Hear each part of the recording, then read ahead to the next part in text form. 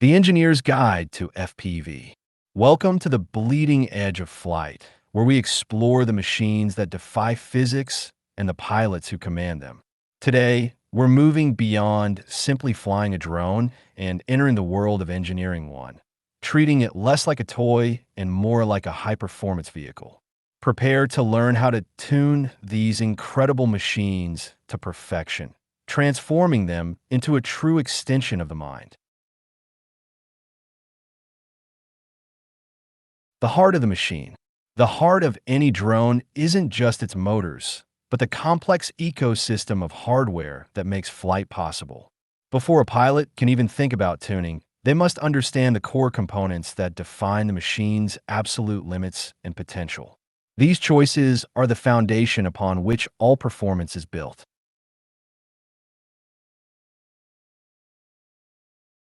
How much does the flight controller's processor, like an F4 versus an F7, really limit my drone? Think of an F4 processor as a clever and quick in turn, perfectly capable of handling most tasks you throw at it with impressive speed. An F7 processor, however, is the seasoned senior engineer who can juggle multiple complex systems, like running every filter and process simultaneously, without ever dropping the ball. That surplus of processing power provides a level of stability and confidence that is simply on another level. Does the specific gyro sensor, the IMU, on my flight controller actually make a difference?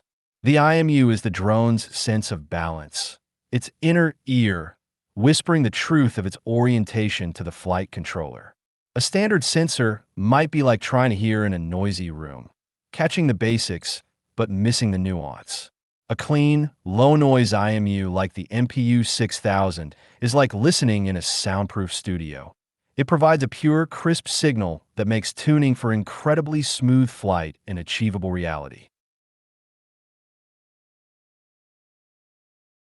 How do I match motors and propellers correctly instead of just guessing? This is all about creating a perfect partnership between the engine and the oar, where one complements the other. A high kV motor, which wants to spin incredibly fast, is best paired with a propeller that has a lower, less aggressive pitch, resulting in incredible agility. Conversely, a lower kV motor with its higher torque works beautifully with a high-pitch prop to get more grip on the air, creating immense thrust. What is the single most important hardware factor for a predictable and neutral flight feeling? The center of gravity is the single most critical and often overlooked factor in a drone's handling. It's the machine's posture, the very core of its balance and predictability in the air. When it's perfect, the drone feels almost psychic, responding to roll and pitch inputs with identical grace and without any strange or unexpected behavior. How do I check my center of gravity without any special tools? You don't need lasers or complex rigs. Your own finger is the most sensitive tool for this job. Simply place the drone on your fingertip along its roll axis, and then again along its pitch axis, right through the center of the motors. If it teeters or dips in any direction, the battery needs to be shifted just a few millimeters until it rests in a state of perfect, motionless equilibrium. The digital workshop. Now that we've covered the physical hardware, it's time to enter the digital realm where the drone's personality is truly forged. The software, from Betaflight on the flight controller to Edge TX on the radio, is a deep and powerful workshop. Here, a pilot with the right knowledge can unlock the final percentages of performance that separate the good from the truly great. What is bidirectional D-shot, and why is it the foundation for any modern tune? Imagine your flight controller and motors are trying to have a conversation in a hurricane, where the motors are just shouting their speed into the wind. Bidirectional D-shot is like giving them a high-fidelity, two-way radio headset. This clean communication protocol is the absolute foundation of a modern tune because it allows for RPM filtering, which silences that hurricane of noise.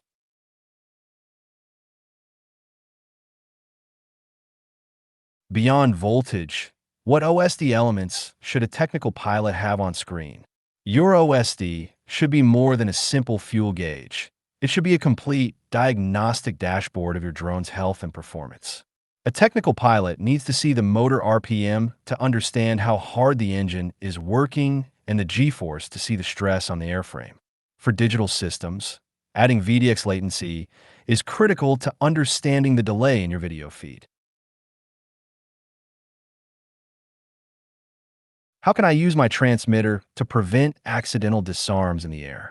This is about building a cockpit with intelligent safety systems, much like a modern fighter jet. In Edge TX, one can create a logical switch that requires two distinct actions, like flipping a switch and holding a button before the drone will disarm. This simple software trick makes an accidental mid-air disarm, which is almost always catastrophic, a near impossibility.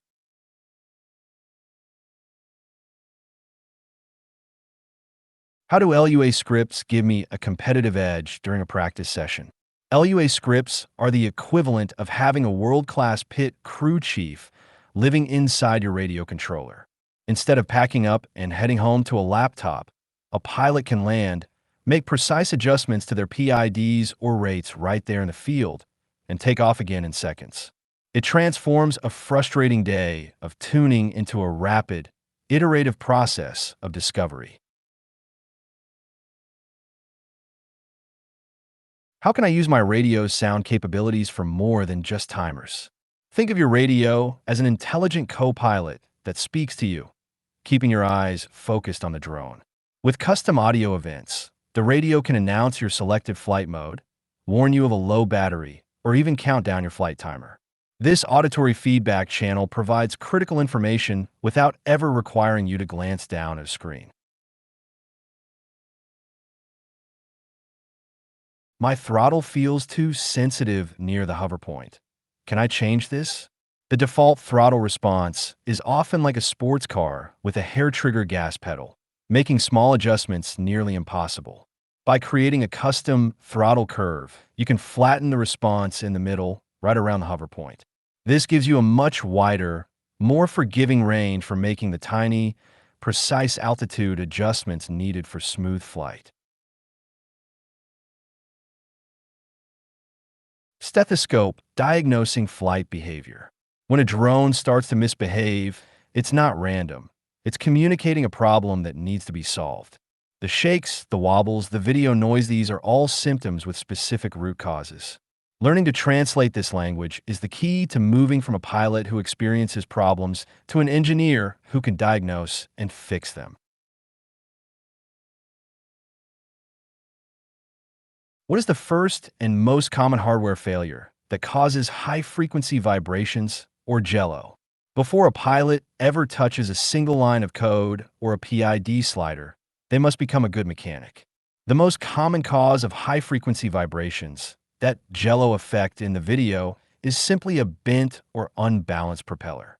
It's the equivalent of trying to drive a car at high speed with a wobbly, out-of-balance tire.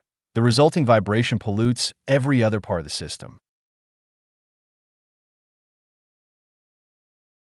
What is my drone telling me when it twitches violently in a sharp roll or dive? This is a terrifying moment where the drone's brain and muscles fall out of sync.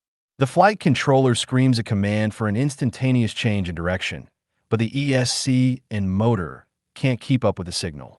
For a split second, the communication breaks, and the result is a violent, uncontrolled motor desync or twitch. What specific ESC settings can I adjust to prevent motor desyncs? Think of the ESC as a translator between the flight controller's thoughts and the motor's actions. By increasing the motor timing or demag compensation in the BL Heli software, you're essentially giving that translator a moment to better prepare for a sudden, complex command. This provides the stability needed to handle abrupt, high-current demands without falling out of sync.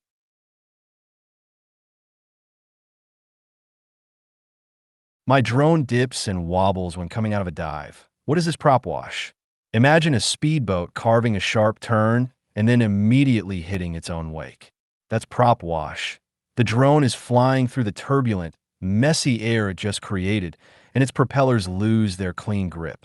The PID controller suddenly finds itself on unstable ground and struggles to maintain a smooth, predictable heading.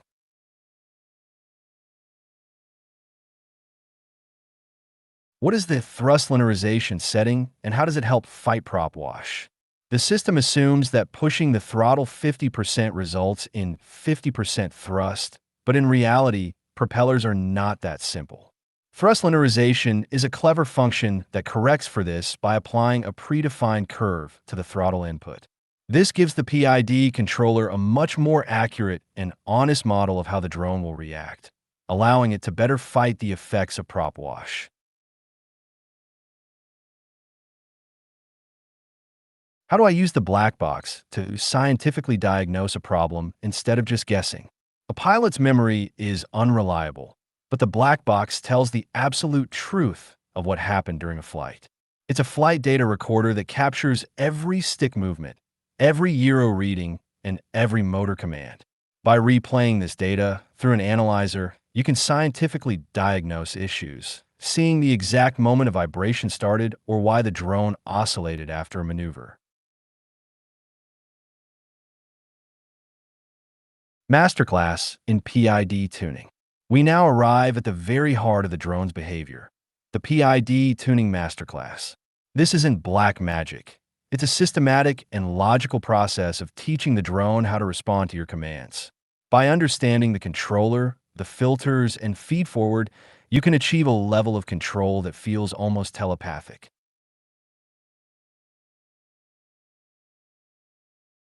What is the primary job of the filters? And why can't I just turn them all the way up? The filters are like a set of noise-canceling headphones for the drone's gyro, specifically designed to block out the roar of its own motors. However, if you turn the filtering up too high, you start to block out the actual sounds of movement as well. This introduces latency, a delay that makes the drone feel sluggish and disconnected from your inputs.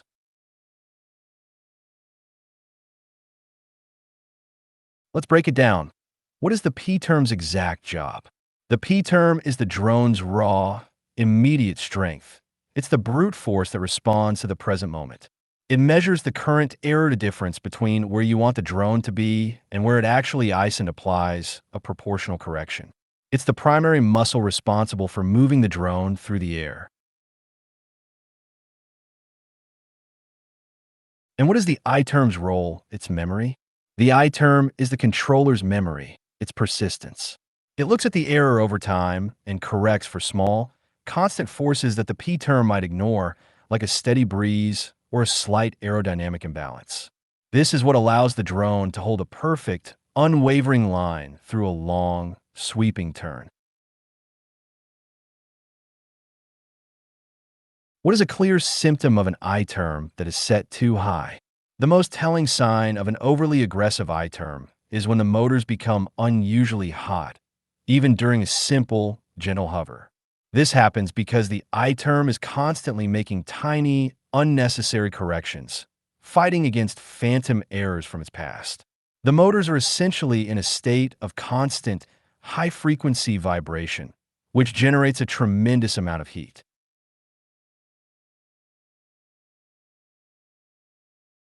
How does the D-term act as the dampener for the entire system? The D-term is the system's sophisticated shock absorber, its sense of foresight. It doesn't look at the current error, but at how fast the error is changing, and it applies a counterforce to dampen the P-term's aggressive reaction. This is what prevents the drone from overshooting its target and bouncing back after a sharp, fast maneuver. My motors have a distinct high-pitched grinding sound. Is that the D-term? That high-pitched, grinding sound is the scream of an over-caffeinated D-term that is reacting to noise instead of actual movement. It's trying to dampen vibrations from the motors that the filters couldn't remove, interpreting them as rapid flight errors. This creates its own high-frequency oscillation, which does nothing for stability but generates a lot of heat. What problem does the D underscore min setting solve for me? The D_min setting is a brilliant piece of dynamic control that gives you the best of both worlds. It allows the D term to remain low and gentle during smooth flight, keeping the motors cool and efficient. But the instant you make an aggressive stick input, it brings the D term to its full strength to provide maximum damping precisely when you need it.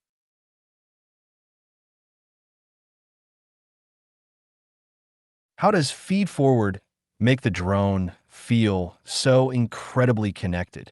Feed forward is the closest thing to a mind-reading interface between the pilot and the machine.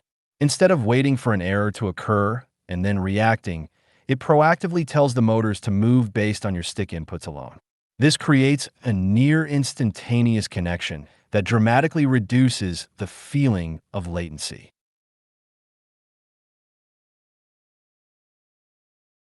What is the practical difference between a low and high feed-forward transition? The feed-forward transition is essentially a master control for the drone's personality and feel. A low value acts as a smoother, blending your stick inputs for the buttery, gentle response needed for cinematic flight. A value of 1 creates a razor-sharp, instantaneous connection with no smoothing, which is what top racers demand.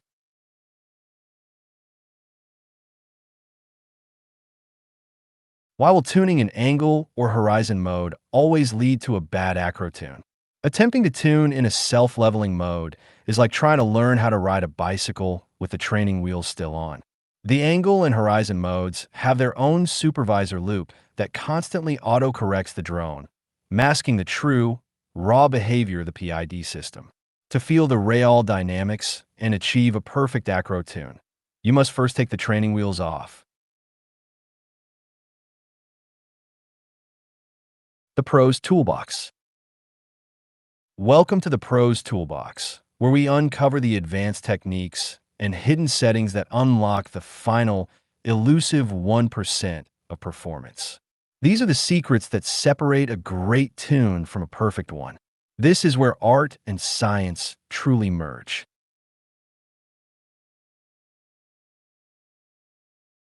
What is the single most effective hardware mod for reducing vibrations? The single most effective hardware modification for a cleaner tune is to isolate the motors from the frame. By placing thin TPU pads under each motor, you are essentially creating tiny shock absorbers that stop vibrations at their source. This provides a much cleaner signal to the gyro, which in turn allows for a more aggressive and precise PID tune. How does adding a tiny microphone provide a real performance advantage? Adding a microphone is about gaining a completely new sensory input that is just as valuable as your video feed. You can actually hear the drone struggling, hear the onset of prop wash as a change in pitch, or diagnose motor oscillations by ear. It's a powerful diagnostic tool that gives you a deeper, more intuitive connection to the machine.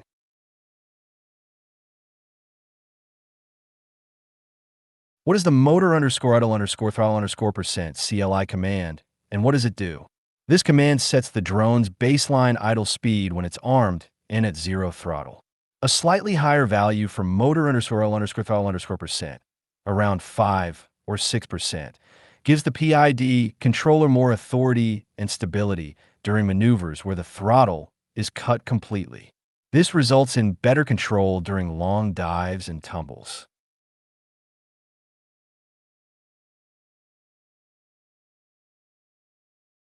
Can you explain the D underscore min underscore gain and D underscore advanced CLI settings? These settings are the fine-tuning knobs for the D underscore min feature, giving a pilot ultimate control over its behavior. The D underscore gain controls how strong the damping effect is when activated. The D underscore advanced controls how early the system begins to apply that damping during a stick movement. What is the purpose of the feed forward underscore transition CLI command? The feed forward underscore transition command is the master control that defines the drone's fundamental stick feel and response. By adjusting this single value, a pilot can transform the drone's character from perfectly smooth and fluid for cinematic flying to brutally sharp and reactive for racing. It's the ultimate tool for personalizing the drone's handling.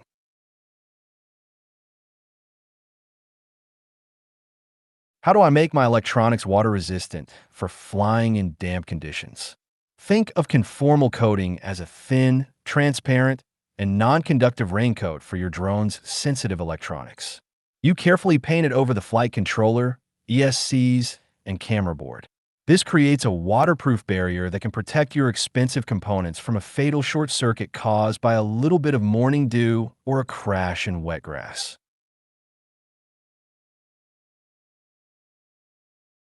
What is the most common mistake people make with their video antennas? The most critical factor for video quality, beyond transmitter power, is ensuring the antennas on the drone and goggles share the same polarization. If you mix a right-hand circular polarized, or RHCP, antenna with a left-hand, or LHCP, one, you're creating a near-total signal mismatch. This fundamental mistake will cripple your video link before the signal even leaves the drone.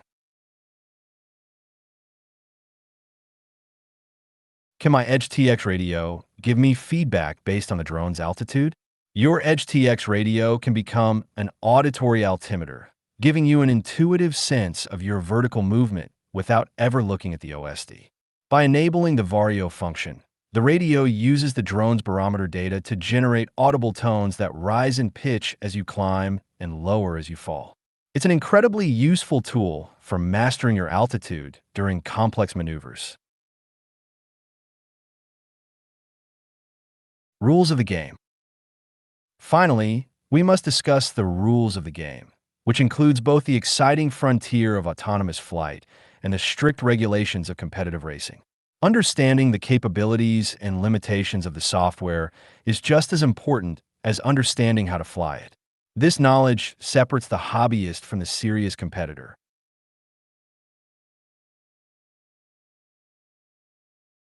If I want my drone to fly a pre-planned route, is Betaflight the right tool? Betaflight is a finely tuned instrument for manual, acrobatic flight, and its GPS capabilities are primarily for safety, like the GPS rescue mode. For true autonomous missions, where the drone needs to fly a pre-planned route or hold a specific coordinate, a pilot must use a different tool. The INAV firmware is specifically designed for that world of waypoints and position holding.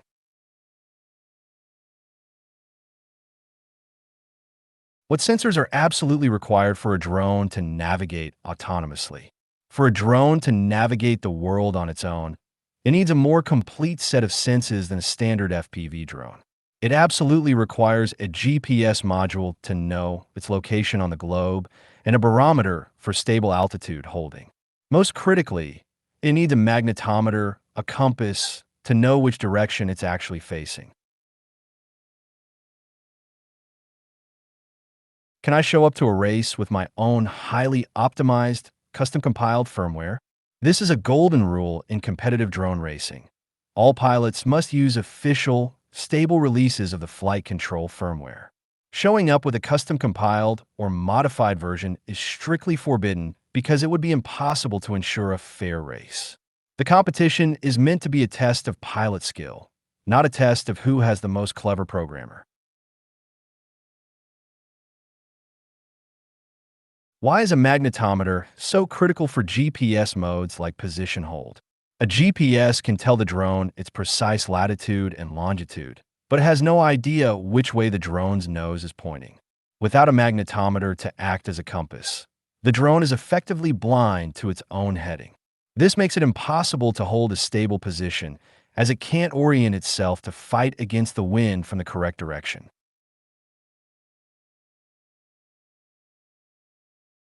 Was the technical inspection at a race actually checking for on my drone? The pre-race technical inspection is all about ensuring a level playing field for every pilot. Race officials will physically connect to a pilot's drone and use the command line interface, or CLI, to run the version command.